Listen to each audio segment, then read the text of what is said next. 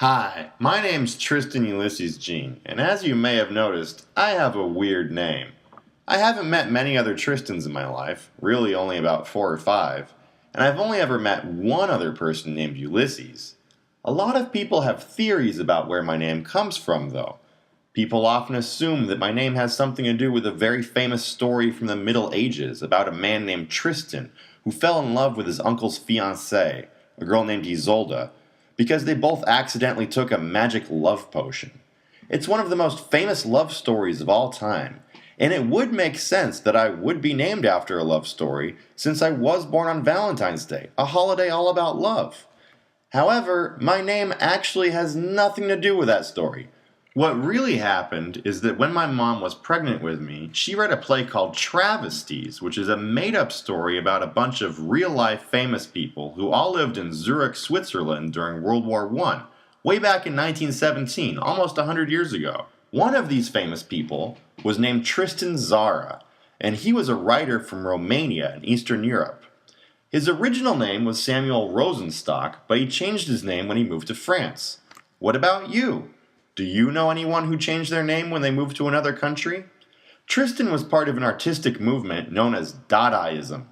They were experimental artists who liked to challenge the normal ways people made paintings and wrote poems and novels. Tristan Tzara, for instance, was one of the first people who ever put words in a hat and randomly pulled them out to make a poem. Can you think of anyone today who makes weird experimental art like that? Anyways, my mom really liked this character in the play, and that's why she named me Tristan. No one can ever guess where my middle name comes from. A lot of people assume I was named after Ulysses S. Grant, who was one of the most famous generals for the North in the United States Civil War. He became president after the war and is now on the $50 bill. But that's not where I got my name. A lot of people assume that maybe my middle name comes from James Joyce's novel Ulysses.